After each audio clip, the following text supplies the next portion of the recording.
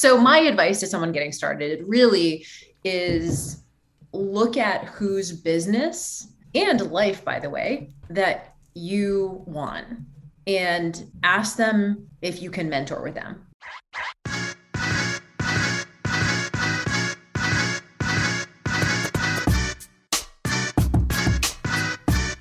After being in the fitness industry for over 20 years now, I think it's safe to say I can generally pick up pretty quickly when someone knows their stuff or not. After all, in this day and age, it's really easy to tell if someone is actually doing what they say or if they're just regurgitating what someone else has told them along the way. So when my new favorite person, Shantae Cofield, told me I should interview her business partner, Jill Coleman, for the Physical Prep podcast because she was a real-life boss, I was immediately intrigued. So looking back, Jill is one of those people that I've read about over the years. I've heard her name for numerous years in the fitness industry, but we'd never met either in person or via the internet. But let me tell you this, she did not disappoint in this episode of the podcast. In case you're unfamiliar with Jill and her story, here's a brief synopsis. Like many of us, Jill was tired of working 50, 60, and 70 plus hour weeks in the gym, just to barely scrape by. And in fact, all this came to a head on a random Friday night when she chose training her clients over her friends, her family, and any hope of a social life. But I'll leave that full story for the show. Now, instead of lamenting where she was at in life and continuing to just trudge along, Jill decided to make some big moves. In 2010, she started JillFit, a fitness and nutrition blog that helped people overcome their obsession with food and exercise. And as that grew and evolved, so did she. Nowadays, she helps health, fitness, and nutrition professionals start and grow their online coaching businesses to make more money and create more impact for their clients as well as themselves. So needless to say, I think there's a ton we can all learn from Jill, and I couldn't be more excited to have her on the show here today. Now, if you're a regular to the show, welcome back. As always, love and appreciate you. And if you're new here, welcome. I'm Mike Robertson, and this is the Physical Preparation Podcast. In this show, we take deep dives into the art and science of coaching, cueing, program design, business, and personal development, basically anything to help you become a better trainer, coach, or rehab professional. Now, I've been in this online game thing since 2003, so I'm no stranger to this space. I've created content, written articles, built a fully fledged online business that has supported myself and my family for years. But as you know, I'm always a student of the game. And as we were going through this episode and this interview, I found myself taking a ton of notes throughout and really dialing into some of the stuff that Jill had to say. So if you're totally new to the online world, you're going to love her thoughts on getting started. Real, tangible advice. Or maybe you need to figure out how to create the time and energy necessary to build an online business. Well, we got you covered there as well. And last but definitely not least, Jill's little monologue on the 3 levels of content and 5 types of social media posts alone may be one of the most actionable segments I've ever had on this show, so you definitely don't want to miss that. Now, normally I do my little weekly recap and life update here, but since I'm in Slovenia and wrapping up my Complete Coach seminar this week, I'm going to table that until next week. But I promise I'll give you full details on that experience once I get back. So we're going to take a quick break, and then we're going to jump into this amazing new episode with Jill Coleman. It seems like every day I talk to a young trainer or coach who is frustrated. Maybe they're frustrated with the results they're getting. Maybe they're frustrated because they don't have trusted resources to learn from. And maybe they're frustrated because they simply don't have enough clients and wonder how long they'll be able to stay in the industry. So if that sounds anything like you, I've got something that I know will help. My Complete Coach certification was created for trainers and coaches just like you, who are serious about the results they get and who know that becoming a better coach can directly translate to a bigger bottom line. This certification is going to take the last 20 years of my life's work and put it all into one massive course. In it, you'll learn how to use the R7 system to create seamless, integrated, and efficient programs for clients and athletes of all shapes and sizes. How to create the culture, environment, and relationships with everyone you train so you can get the absolute best results. And the exact progressions, regressions, and coaching cues I use in the gym, from squatting and deadlifting to pressing and pulling and everything in between. Of course, there's a ton more that I cover, but that should give you a pretty good idea of what the cert is all about. Now here's the thing, spots for the certification will only open twice per year for a limited time only. To get on the insider's list, just head over to CompleteCoachCertification.com. Again, CompleteCoachCertification.com, and then stay tuned for emails in the coming weeks. Thanks so much for your support, and I hope you'll pick up a copy of the Complete Coach Certification when it launches. Jill, thank you so much for coming on the show here today. Really excited to have you on. Could you start by just telling us a little bit about yourself? Yeah, thank you so much for having me. I'm super honored. We have a mutual friend, the Movement Maestro. Yes. And any friend of hers is a friend of mine. So I appreciate the invite and super excited to chat today. So yeah, for those who are listening who maybe are unfamiliar with JillFit, that's my company. We started in 2010 and started as a blog, as a fitness blog. And this is back when people were reading a lot of long form content, came up through like the MySpace, Facebook era, and started just doing one-on-one coaching online. At that time, I had been a personal trainer for about 12 years, working in the gym, as I'm sure many listening have, working literally probably 70 to 80 hours a week. So teaching a ton of fitness classes, personal training up to 12 clients a day, and doing the fitness hustle. And like most, we get into this space because we want to help people and we love fitness and we love seeing people transform their body and their mind and all that in their life as a result of the gym. And what happened was over time, I just started getting burned out like a lot do. And I was waking up at 4:15 every morning and I was doing split shifts and find myself starting to feel burned out and just really exhausted. But at the same time, I love my clients and I was having a lot of really amazing conversations in person. And so I was like, I have all this knowledge and I have all these great questions and I want to put them somewhere. So I started the blog as one does. And I, at the time, didn't really have I had an expertise, but I didn't consider myself like a total expert, but I was really good at being consistent. And so I blogged every single day for 2 years straight. And at that point, there just wasn't as many people doing what we do in the space. And so we grew a really loyal readership pretty quickly. And so people were asking me, do you do training? Do you do online coaching or nutrition? At that point, I was actually competing in figure competitions. Okay. So JillFit started as a competition, team or whatever. And we had people competing and we put people on diets and stuff like that.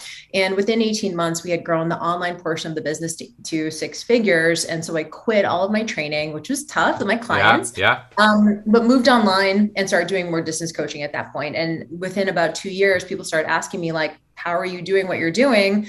So I just taught them the blogging model. That was what I had done. And, just be super consistent. And over time, I started doing some more business mentorship and teaching people, or at least pulling back the curtain on my own business and showing them what we were doing. We had about 5 coaches at the time.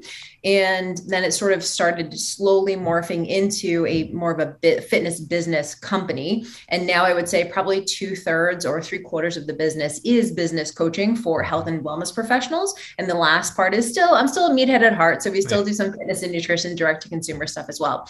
But yeah, the business it's great, but we do a lot of stuff for fitness professionals and mentorship for them. I love it. So talk to me. Let's go back even further though. Before you started coaching, what got you into physical preparation? Like, how did you get started in this space? Like in the very beginning? Yeah. Oh my gosh. I love this question because I feel really lucky that I was one of those people who just like loved fitness. Yeah. Like I remember when all, my friends were like, I don't know what to be when I grow up. I don't know what I'm going to major in college, or I don't know what. And I was literally like, I don't know what I'm going to do, but it's going to be fitness. And so I was lucky enough to be able to go to a university that had an exercise science program. I was the captain of the rowing team. I was teaching group fitness classes all through college. And still, literally, like the week of graduation, my parents were like, so what job do you get? And I was like, well, I don't know. I'm going to figure it out. Right. Work at Francesca, and luckily I got a job running a university fitness center. So I was able to still do like the whole like salary and benefits and still work in fitness. So I feel really grateful for that, but it was never anything else. There was never I didn't know what it was going to look like. It's obviously evolved so much over time, but that was when I started doing fitness competitions, triathlons, and just doing like pretty much I've worked every single job there is in the gym. Like my very first job at 16, I was running the nursery at a gym.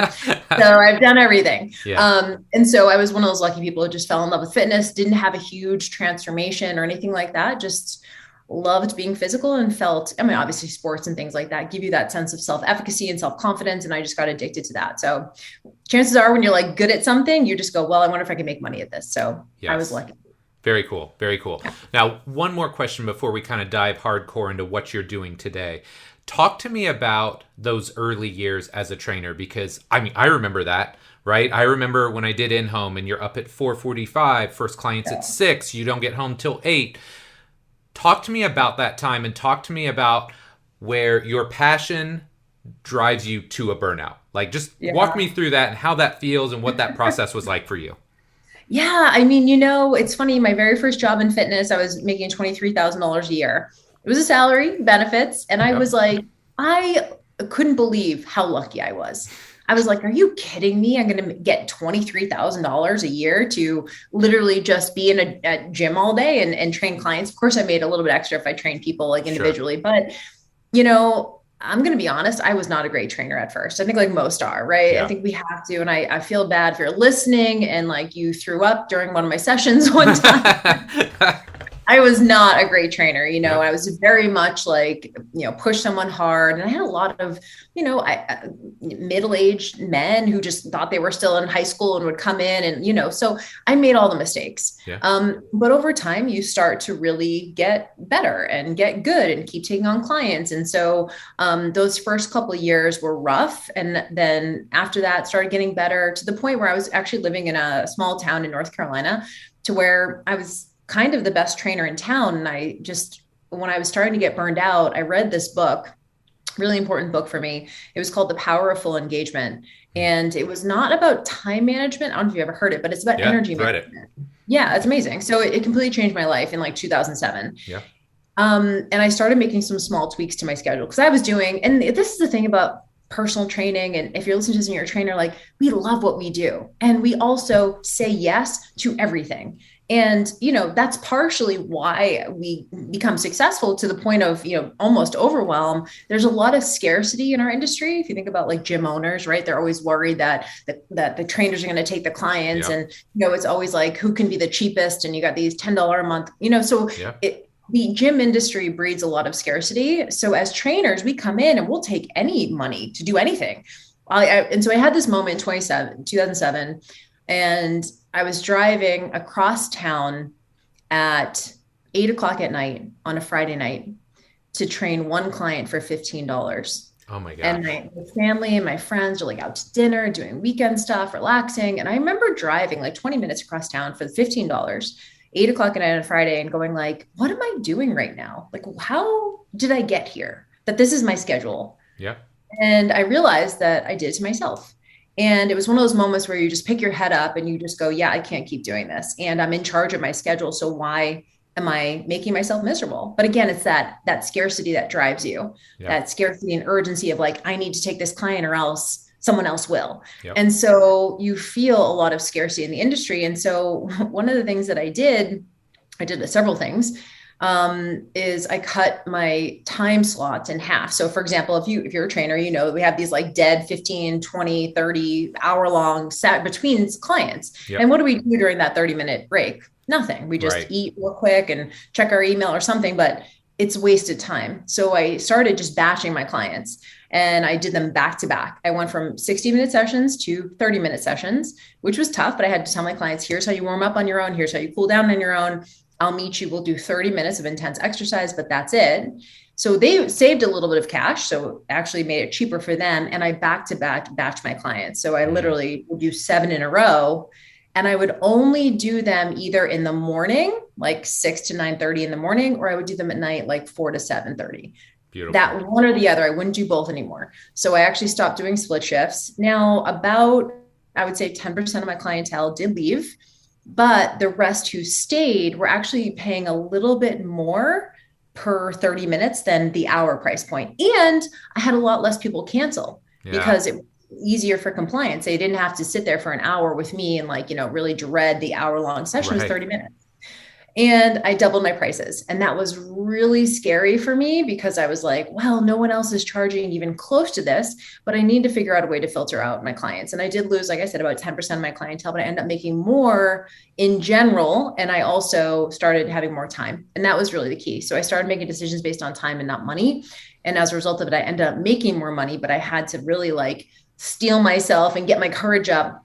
But it took me about 2 years to make all those changes. Yeah. But as a result of opening up my time, I was able to now start blogging and be consistent on social media and do things like that. So it's not about time management. You know this, Mike. It's about energy management. Yes. As a personal trainer, you do a split shift. If you have hours in the middle of the day where you don't have clients, you're not doing social media. You're not writing blogs. You're not doing email marketing, right? You're coming home, you're showering, you're eating, you're taking a nap, right? Yeah. Like you just don't have. So even if you have the quote unquote time, you might not have the mental energy. Yes. Totally different way of working. Like the social media stuff and the creativity work, totally different than like just grinding it out in the gym. Both awesome, but doing that mode switching is really hard.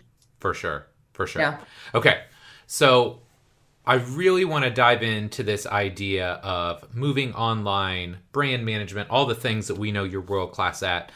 And we know a lot of people want to start an online business, right? Trainers and coaches, they've been pitched this for like a decade now, but in the last 2 to 3 years, for obvious reasons, people are way into this and seeing it as a reasonable and viable way to increase their income. So with social media being what it is, we all love to share the highlight reel and, you know, what we've been super successful with. Were there any times early on when you moved online when you just crashed and burned? Oh yeah, for sure. Yeah. And I really appreciate this question because I do want to sort of normalize this. There definitely is going to be ebbs and flows in your creativity. So I was lucky that it took me a few years to hit that rut, what I would consider to be a creative rut. And remember, when you're online, so much of how you get your clients, because that's always a big question, right? It's like, how do I get clients? How do I get clients? Right. And oftentimes your first clients are going to be people you already know. They're going to be friends, family, acquaintances, local people who maybe just don't fit into your schedule, but maybe you can take online virtually.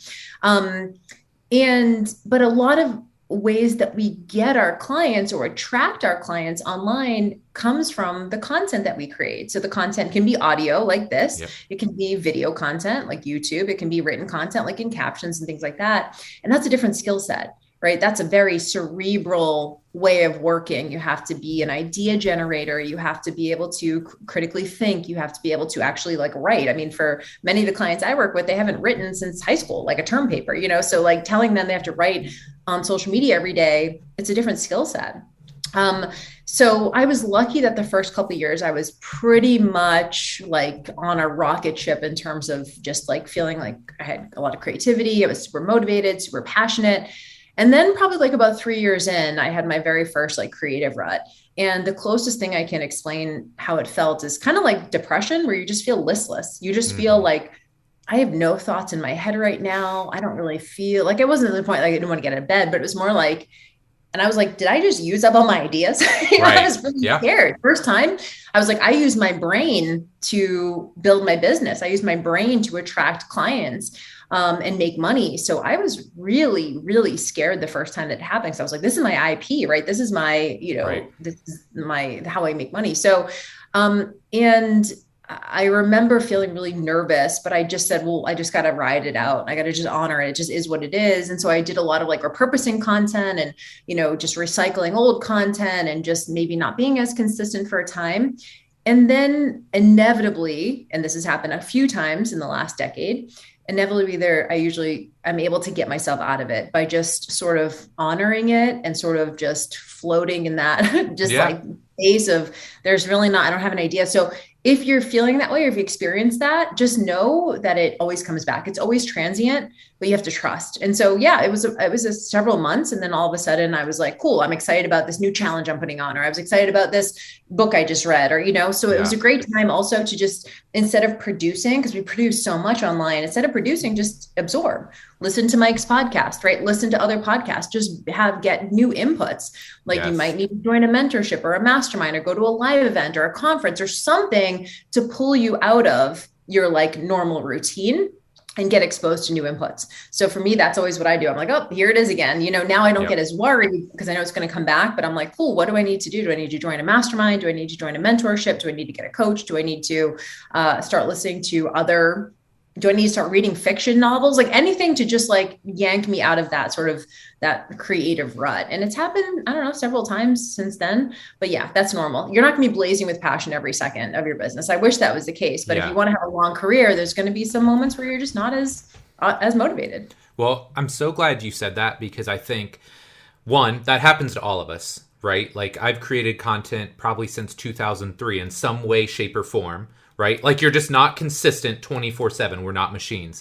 But I love that idea of finding other inputs. And that's one of the things that I love about the podcast and talking to people like you or Shantae or people that I don't have regular interactions with. It's like we talk and it's like, oh, now I'm onto this new thing. And it like rekindles that passion a little bit and it keeps it going. So I think that's great advice. Like if you are stuck, find maybe a little bit different circle or a different input, somebody new to tap into. And more times than not, you're going to get that juice going again. Yeah. And I'm sure you've read The War of Art by Stephen Pressfield, right? So I always go back to that and the idea of just like, if you are a professional, like I'm not out here trying to have flash in the pan success. I'm out here having a long career. Like that's, this is actually a career. It's not, I'm not a blogger. I'm not a online trainer. I'm a business owner. I'm a CEO. Right. And so if I want to have a long career, I have to do the things even when I don't feel like it. Now that doesn't mean, and I think this is, especially if you're new to this space, we put a lot of pressure on ourselves that every single post or every single, piece of content needs to be a home run. Mm-hmm. And I think that's a mistake. I think if you're sitting around hoping that every single post is going to get a ton of likes and a ton of shares and a ton of follows and all those sort of shiny metrics, you're going to get disappointed. You're going to tap out really fast. So when you look at it, I hate to say use the word like anti-perfectionism, but in a way you do have to be okay just checking the box some days. Yes. When you're not, and of course there's always times where you're like so pumped up and you feel like you're just so aligned and everything is popping off. Those are great. Like ride those waves. Right. And then there's going to be times where things don't feel aligned and you don't know where to go and you're not exactly sure of your next step. But you have to keep showing up to your business, whatever that looks like. And for me, it's looked like, taking old content, repurposing old content. Like you said, like accessing other people. Hey, let's do a collaboration. Let's get you on the podcast. Let's do something else. So I'm not having to create all the content from scratch myself all the time. Yes. And just, even if you're posting 5 days a week, you might cut it down to 2 or 3, but you gotta stay with that low level of relevancy. If you want a long business, you can't be like, well, I'm not motivated by, that's fine. But if you really want a long career, you do have to do the hard stuff. And so like Stephen Pressfield says, you sit your butt in the chair and you produce, even if it's not perfect work. Right. But you've got to show up every day because that's what a professional does. It's not an amateur's like, well, this is too hard, I'm going to tap out. It's like, yeah, but that's what makes you a professional, is that you, I don't want to say force yourself, but in a way you just go, yep, well, I don't care if I need to do it or not. And there's gonna be times where it's exciting and whatever. Other times it's just, you just check the box. Yeah. Love it. Okay. So the idea of moving online or online coaching sounds great on paper, and it is great, right? You've done it. I've done it, especially when you have the idea of, okay, you can in general work a little bit fewer hours. You can work the hours that you want. You can make more money per volume of time, on and on. So what holds people back? Because you've worked and coached so many people over the years. What holds people back from getting started in building an online business? Several things.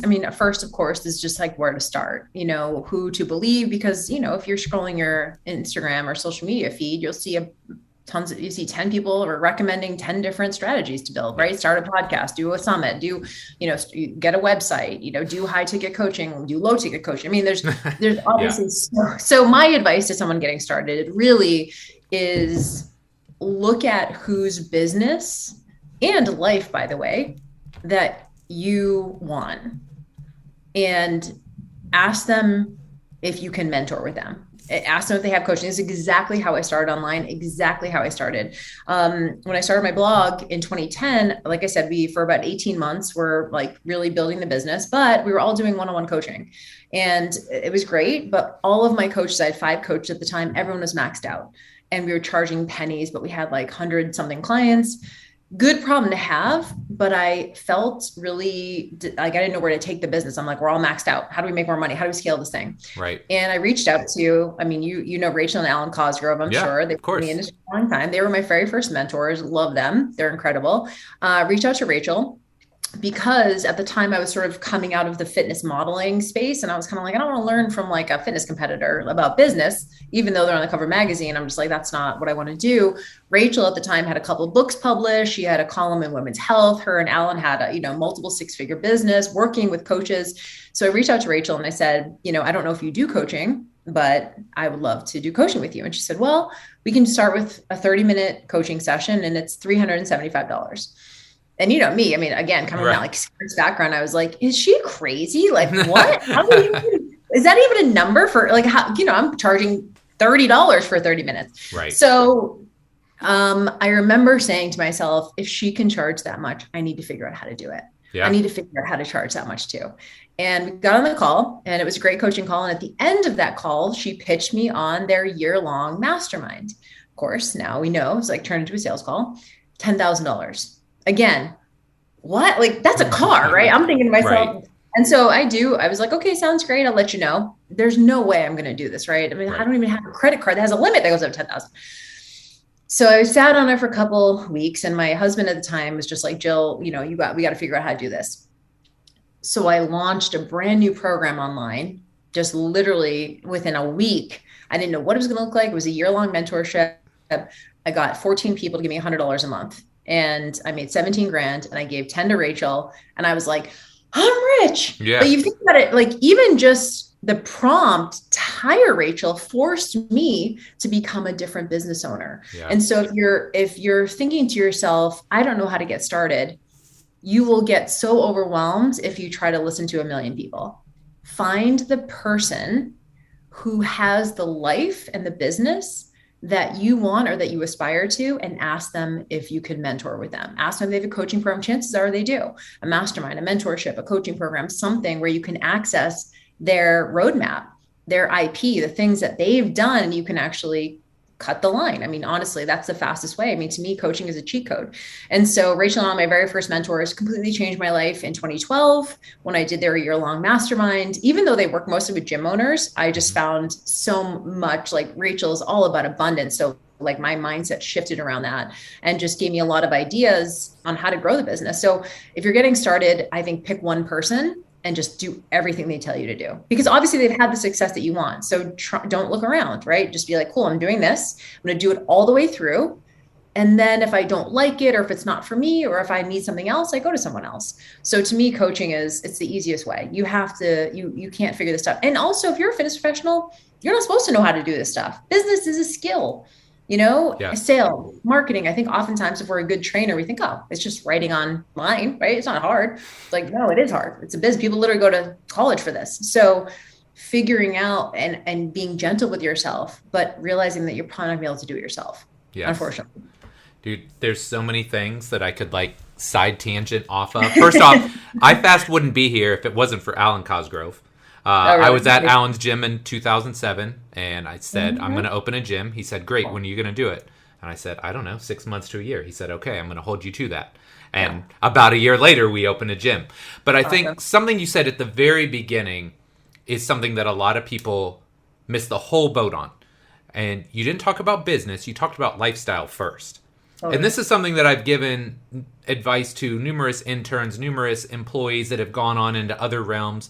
It's like, hey, you're worried about the kind of business you're going to build or the amount of money you're going to make. Start with your lifestyle first. What does your lifestyle look like? How much do you work? What's your family like? Like things like that go way beyond just the X's and O's of running a business or how much money, your salary. Those things are way more important, and then you can plug those other things in. But if you haven't thought about the lifestyle you want to live first, you're probably not going to get to the end goal that ultimately makes you happy. Well, then you could just go work for someone else. You know what I mean? Like my thing is like, if I'm not going to like create the life that I want, I might as well just go get a job. Yes.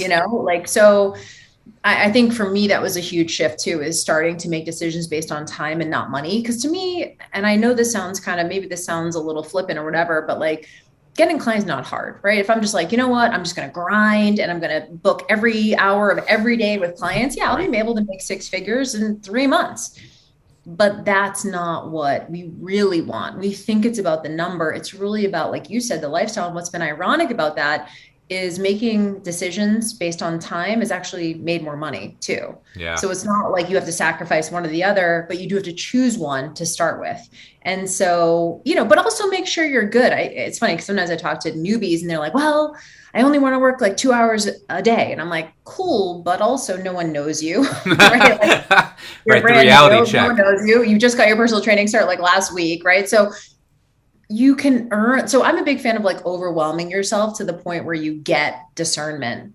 Like how I was at. I was working 80 hours a week in the gym. There was obvious demand there. Yep. So then I can start having my preferences. I don't think you come online and you're a brand new trainer. I think say yes to everything, because over time and as a result of that process, you learn what you want to do and what you don't want to do. And so I think say yes to everything, completely overwhelm yourself to the point where you've now earned the right to discernment. Does that make sense? Yeah, And there's absolutely. demand there. You've proven that you are in demand as a coach, a trainer, a business owner. Then you can say, you know what, I'm not doing that.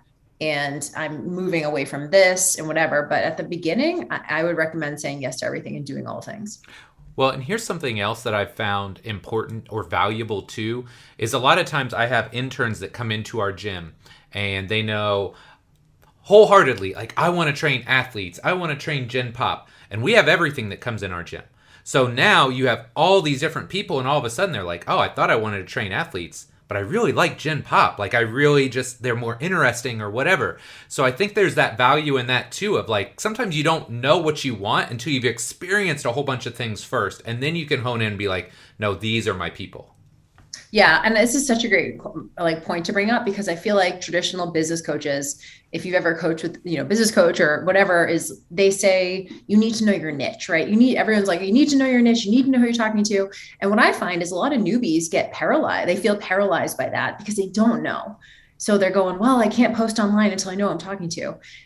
You arrive at who you're talking to as a result of reps.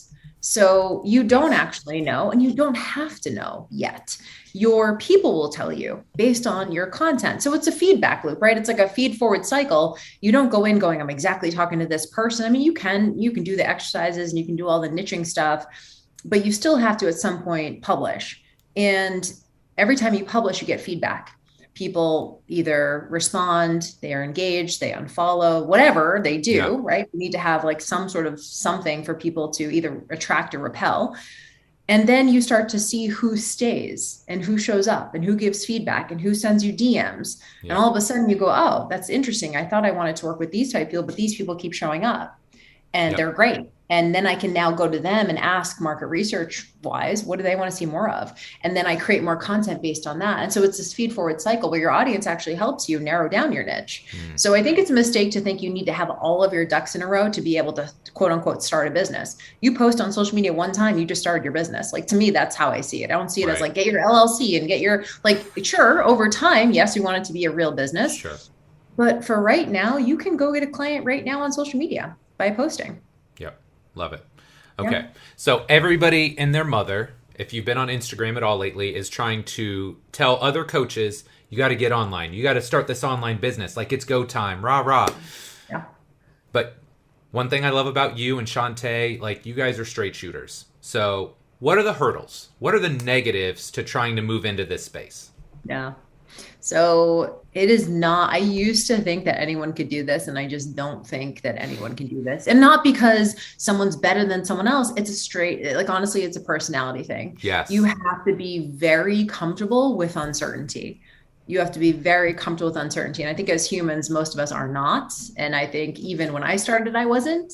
But there's always going to be a little bit of uncertainty. You have to be someone who values autonomy and can withstand a little bit of risk, because you're not going to know what it's going to look like. We work with a lot of people who, again, this is most people, they like to know what it's going to look like. Okay, if I put in, and I think as a personal trainer, if you're listening to this and you're used to getting paid time for money, it's not the same online. You don't just show up and you're like, well, I just spent an hour, creating a social media post. Where's my $100? Right. Yeah. Like you're not, right? Whereas if you go get a client at a gym, yeah, you make that money, right? You train for your time and you make that money. Or if you work a desk job, right? You're like, okay, cool. I'm at the desk from 9 to 5 and I have the salary and I start getting paid the salary today. I just got the job and I start getting a paycheck every 2 weeks. Online, it's not like that. So I typically think about building, especially a personal brand, right? That's what we're talking about, personal brand, where someone's connecting with you and your opinions and your philosophy and your voice and your all that kind of stuff. Is I think about it like pushing a boulder up a hill where it's really hard and the effort that you're putting in at the beginning is not going to be commensurate with the outcome. Yeah. You're not going to put in an hour of time and get $50 back. You're just not. So for a while, you are going to be doing it for free. And I always hate when people say like, oh, if you're not getting paid, you have a fun hobby. I'm like, but at the beginning, you might not be getting paid. Now, there's other ways to measure progress. There's other ways to measure, where you're getting feedback, people are consuming your free content and getting results, and you're getting better at writing and some of these business skills. Like there's other ways to measure progress. You're building your email list, you're building your audience, but it's not going to be so transactional. If you're coming from a time for money background or a corporate background, you might not be able to withstand that time because you go, this is a waste of my time. Yeah. I'm posting on social and nothing's happening. But, and this is the really ironic, almost cruel part about it, is at some point you get to the top of that hill. You've pushed the boulder up and you push it over the top. And then what happens on the way down? You actually get more back for less effort. Yeah. You know what I'm sort of saying with that? Absolutely. It's like you get more opportunities. You're not fighting tooth and nail for every single follower, subscriber, sale. You're getting much more business than the effort you're putting in. And that takes time. In my experience, it takes about 18 to 24 months. If someone is consistent, if they're showing up consistently on social, because we're in the trust business, aren't we? Yeah. And trust by nature takes time to build. The idea that you deserve money for posting on social is ridiculous to me. But a lot of people come in and they go, I'm working so hard. This is what I hear. I'm working so hard. I'm like, everyone's working hard, right? There's a price of admission. Right. So at some point, so you do need to know yourself. And you have to love your message, right? Your message and your charge and the thing that you want to help people with, that's going to be your compliance tool, because you're not going to be making money hand over foot at the beginning. However, again, at some point you push the boulder over the hill and now you're making even more money for your effort. Yep. And you probably had experience. You've been in business a long time where you're like, oh yeah, like opportunities are coming to me. I'm not having to go out and really work every second. Of course we work, but you've built up a body of work that now speaks for itself. But you need to get there. And the idea that someone is going to trust you immediately when you just showed up online, unfortunately, this is not the way it works. None of us, it doesn't work like that for any of us. So everyone starts with one subscriber. Everyone starts with one follower. Everyone starts with one sale, one client. I had a mentor once who said, because he was a speaker, that was his big thing. He was a speaker and he was a author. And he said, people ask me, how to speak on stages? And I say, get one client first. Right? You have to start there because over time, yes, more opportunities. So I think a lot of this comes down to expectation management. Shantae and I talk about that quite a bit, where we want people to have the expectation that it's going to be hard. So then if it happens faster, it's like pleasant surprise. But for most people, it's usually at 18 to 24 months where things start really, okay, now we're at the point where this thing's probably not going to go under. It's viable now. Yeah. Can I ask you a random question? Yeah. What is the longest it's taken you to create a product or a program, or maybe what's the average time it takes you to create something new from scratch? I mean, I guess it just depends on what it is, right? So I'm a big fan of sell it first, make it next. Yeah, me too. Yeah, I like that. And I think a lot of people feel like they need to have their ducks in a row before they can go and sell something. Like I told you that story about working with Rachel Cosgrove. Literally, I was like, I have no idea what this is going to look like, but I just trust myself to deliver a product. I'm just going to create it. And I did. I just went to the marketplace and said, I have this thing and I'm going to take 14 people. And I got 14. And then it was a year-long program that I created as I went along. So most of my programs actually get created as I go. Yep. But something like I just launched a fitness program called Physique 40. I created that obviously in advance. It depends on if it's a course, it just depends on how much video, how much, how many things go into it. Yeah. But a lot of what we do is coaching. Shantae and I have a program together called Legacy. It's a mentorship. So there's a bunch of live calls, but we do have some standalone pre-recorded trainings that people get. There's a Facebook group, all that kind of stuff. So I mean, it definitely takes a couple weeks, Yeah. but Okay. I have.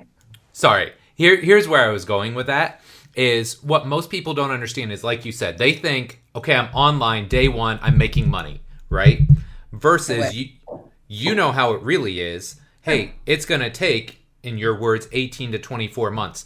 The way I used to describe it to when I was like writing online and blogging and doing all those same things that you did, people would say, well, how long do I need to do it before I can see a response? And I'm like, are you comfortable doing this once a week for a year and nobody other than maybe yourself, your significant other, and your mom reading it? And if the answer is no, like don't even start, because you're not going to be successful. You have to be in it for the long haul. Totally. And you also have to really like it, Yeah, like absolutely. like you're going to be on social media a lot. And so the answer to how long do I have to do this? It's forever, Yeah, like yeah, I'm 12 years into my business, I'm still creating content on social media every day. Now you can outsource it. You can certainly build your team and do things like that. But I don't care. $1 million business. I still have to create posts, like yes, my own coaches had a $10 million business and he still has to create posts. Now he can have someone else do it for him and like create some of that content for him, but still have to do day one stuff. yeah. So, I mean, I don't know that it ever changes. So again, you have to really love the process. When people are like, I'm not good at technology, I'm like, you have an online business. Like you have to learn technology, right? Either Like you this got is to learn cool. it or you got to have somebody else that can do it for you. Right. Yeah. This is your job. Yeah, I don't like social media. I don't be on social media all the time. Cool. Have some boundaries in place, but like you have to be on social if you're a personal brand. Unless you just yeah, have a ton of money to put into ads or something like that and yeah, do some paid traffic. Other than that, you have to be. It's just you and you want a high profit margin. Yeah, it's going to be you showing up every day in your business. yeah. Love it. Yeah. Okay. So, trainer or coach listening to this show, they're where we were 10, 15, 20 years ago, 60, 70, 80-hour weeks, killing themselves in the gym. They want to get online. Yep. What are maybe one or two actionable first steps to help them get started?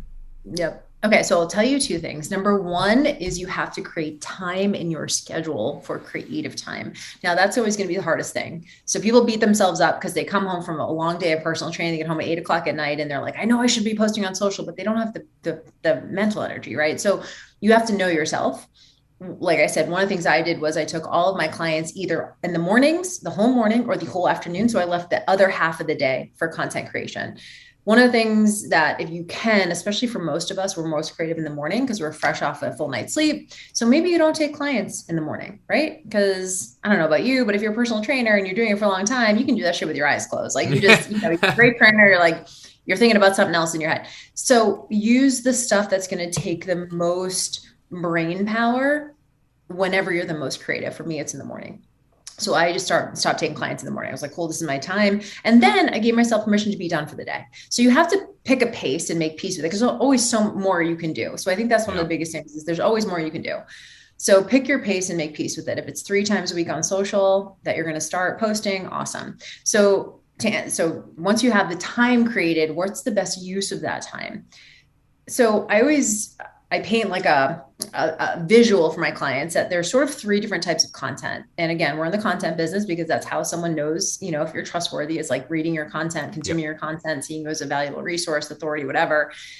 So the first is it's the 3 I's. So the bottom of this sort of pyramid is intrigue content, and that's going to be your free content. So this is where someone just tries you on, right? They follow you on social, and then they're like, do I like this? Yes or no? Do I want to keep following? Yes or no? Does this resonate with me? Yes or no? And so you need to be creating intrigue content. This is where someone just gets introduced to you. It's low risk for them. They just come across your profile, go ahead and follow, and then they see. Okay. Just always where everyone starts. It's like Yep. this low hanging fruit.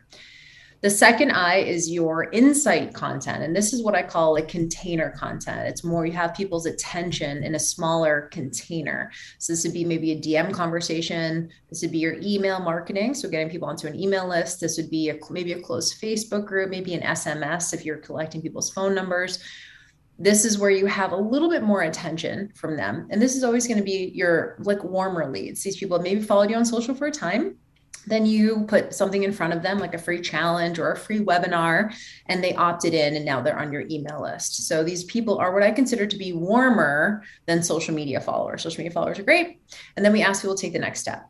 These people are still not customers, but now it's about us getting them a win. They're on my email list. I want to get them a win. They're doing a challenge of mine. They're on a webinar. Now it's about them. It's not just me being a broadcaster on social media. Like, here's all my stuff. It's like about you. It's like, cool, let's get you some wins. Let's have you do this challenge. Let's have you do this webinar. Let's get you into this free course, whatever it is.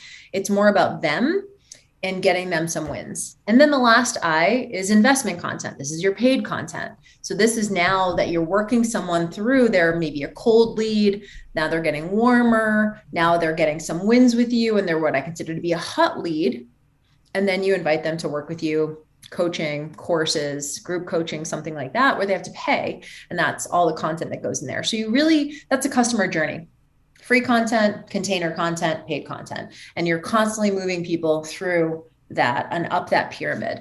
And so if you're just getting started, you can't jump right to investment content, right? You don't have any people. You can go create a course. People say this to me all the time, I just need to create a course. I'm like, awesome, who's going to buy it? They're people. People. So you can create products and services all day, but you don't have the audience, then no one's going to buy it. And so you have to start with that beginning phase. So let me give you my formula for I teach the 5 S's of social media. These are the content types that you can create. If you've ever said to yourself, yes, I know I should be posting on social. And the reason why I focus on social media, by the way, is because that's where your potential clients are already hanging out. They're not hanging out on your email list. They're not hanging out, I wish they were hanging out outside my house, but they're on social media. So you have to go meet them there. Yep. Of course, you want to take them out of social media and get them on your email list or wherever. But social media is the place we start. And so if you've ever asked yourself, I just don't know what to post, then this is the 5 S's to sort of rinse and repeat. The first S is solutions. Solutions posts are just your IP. They're your intellect, your value. This is where you go to your personal training clients and say, hey, what were some of your biggest questions about health and fitness? And you literally answer frequently asked questions, common concerns of the person you're trying to reach. So questions like, should I do cardio or weights first? That'd be a great piece of content, right? What should I eat after my workout? That'd be a great piece of content, right? These are low-hanging fruit questions, but they're great content. And then you just share your opinion. If your client was right in front of you and asked that question, what would you say? And then put that on social. So solutions posts are about authority. They see you as an expert. They need to see you as an expert to trust you. Does Jill know her stuff? Okay. So the second S is stories posts. Stories are now about connection. So I've shared with you my solutions, and now we're getting into what's my story of transformation or what's a client story of transformation, because your ideal client needs to see themselves in that story. They go, wow, Jill's really smart. She knows what to eat after a workout, but can she really get me? Could she understand my struggle?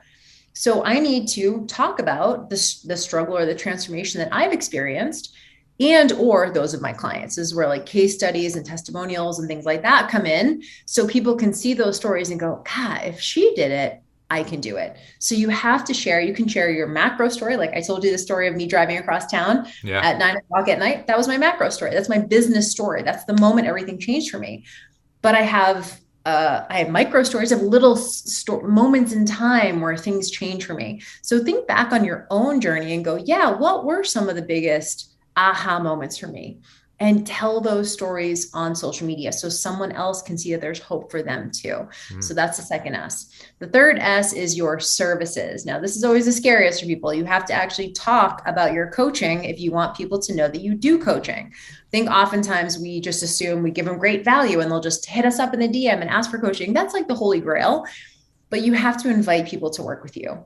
So talk about who you work with. Talk about who you don't work with. Talk about some of the transformations that you facilitate. What do you help people with? How do you help them? Right? So you have to actually talk about your coaching, and you can talk about it contextually. You can share some wins from your clients. I don't know, a really easy way for Instagram stories. Let's say you're on the phone with a client, or you just got back from the gym and you just had a couple of clients, and maybe you had a really great discussion with one of your clients. You're going to jump on your Instagram stories and be like, hey, you guys, I just got home from the gym and I had an amazing interaction with my clients today, and I want to share it with you. So I'm talking about my coaching, but I'm also adding value at the same time. And someone's going, oh, I didn't know Jill took on clients, or, oh, that's cool. She must get results for her clients. So just talk about your coaching, even if it's contextually. And then I do want you to say, if you need help, send me a quick DM, or we can talk about your situation, or I'm happy to help, or I can definitely help you with that. Or like, you have to infer a level of confidence, right? People Yes. want to feel like they're investing with someone who's done it a million times, who's competent, who's confident. So you have to talk about your services. The fourth S is what I call your superpowers. These are like what I call knowables about you. This is your personality quirks. So if you follow the Movement Maestro, she has a ton of these, right? She has stuff like she has the green car. So that's a big thing. She's a big like Jeep person. She has, her cat, which she always includes in her story. She has this breakfast she makes every morning. She has this coffee she drinks, right? So this is sort of pulling back the curtain and showing people the things that have nothing to do with your expertise, but that people can connect with. So your superpowers are your quirks. They're the funny things about you, the interesting things about you. Maybe you go for a walk every night with your spouse. Maybe you have a certain breakfast every morning. I had a client who used to have Bailey's in her coffee every single day. She'd be having those little airplane bottles of Bailey's, and she showed it, but she was a fitness professional. It was really something that I'm even telling you this story, which means it's something that we can grab onto. Right. So those are your superpowers. And then your last is your system. Your system is how you do what you do. This is maybe your framework. This is maybe your step-by-step process. This is like the things that you believe are valuable. So for example, if you're a coach and maybe your thing is macros, that's part of your system, is like everyone needs to master macro counting. So you need to know as a professional how you help people, how you help your ideal client, right? Because remember, if you're coming from the gym, you might think to yourself, well, I can work with anybody. Online, you have to really pick your audience. You have to figure out who exactly it is. And chances are it's going to be a previous version of you, because you understand that journey so well, because you made that transformation yourself.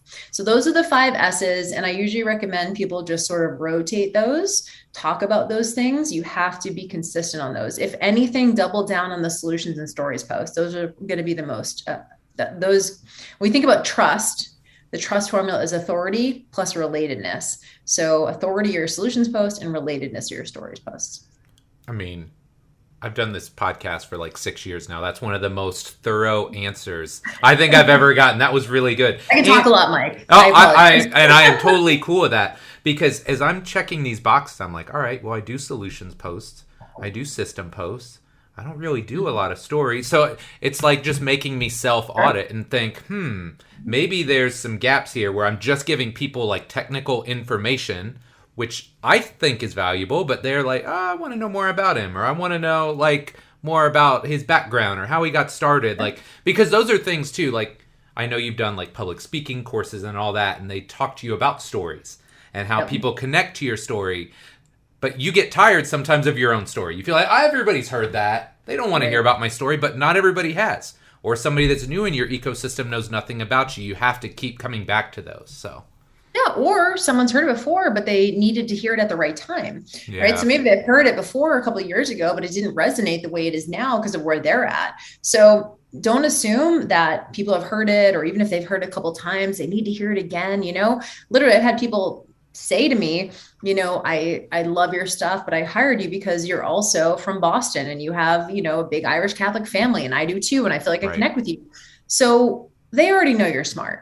You don't need to constantly be saying and showing how smart you are. Yes, sprinkle that stuff in solutions posts, but also at the end of the day, they need to know you're humans. This is where the superpowers and the stories come in. Is like, cool, Jill's smart, but could she really get me? Are we really the same in terms of our personality? When I coach with people, we spend a lot of time together. It's important that we connect on a personality level, that we're similar. And so if you've had anyone reach out to you and say, oh my God, it's like we're the same, you want those me too responses just as much as you want those, oh, that's so interesting, I'm going to try that. Right.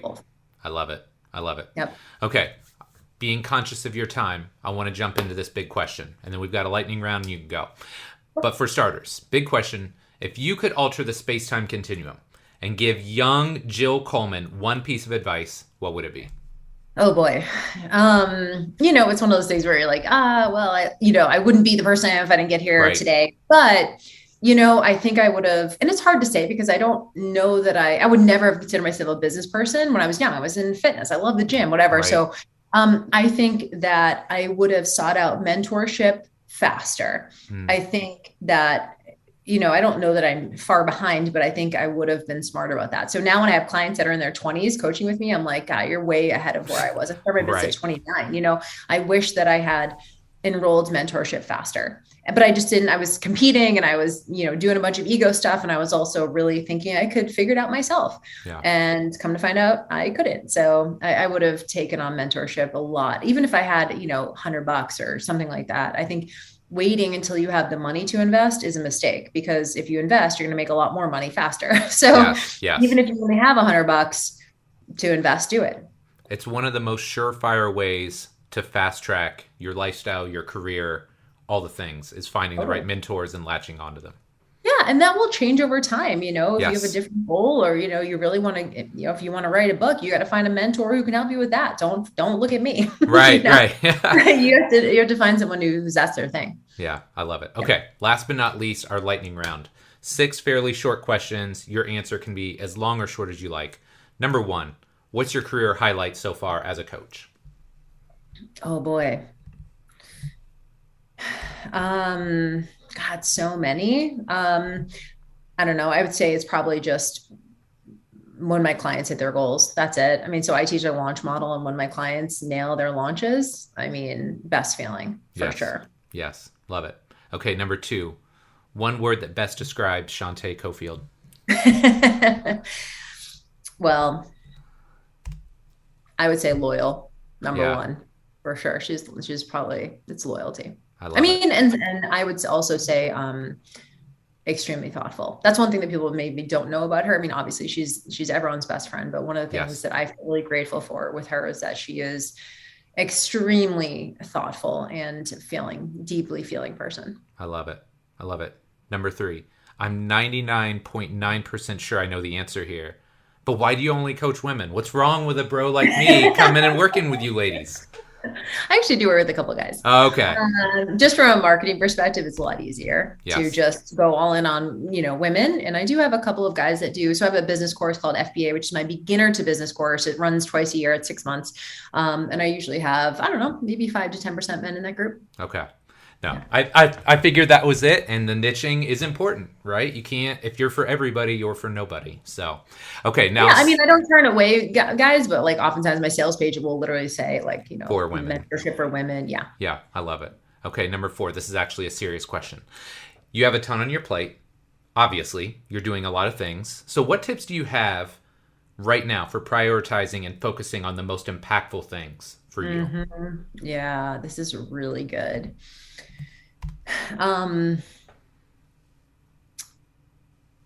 So I'm very big on, like, my number one productivity tool is letting a lot of things just go undone. I know that sounds really strange for people, but like automating as much as you possibly can in your life and really doubling down on your zone of genius. So instead of trying to bring your weaknesses up, I would say double down on your strengths, right? And so what's your zone of genius? For me, I'm a content creator. Like I'm a cerebral intellectual, like that's my thing, so I'm not going to spend my time, I don't know, I'm trying to think, like even stuff like outsourcing, cooking or cleaning, or like, honestly, like I just didn't cook for 11 years, and so I think you have to, when I say didn't cook, I don't mean I'm like hiring like a gourmet chef to make my meals. I'm just doing little quick takeouts or like whatever, protein shakes, protein bars, whatever, making it work.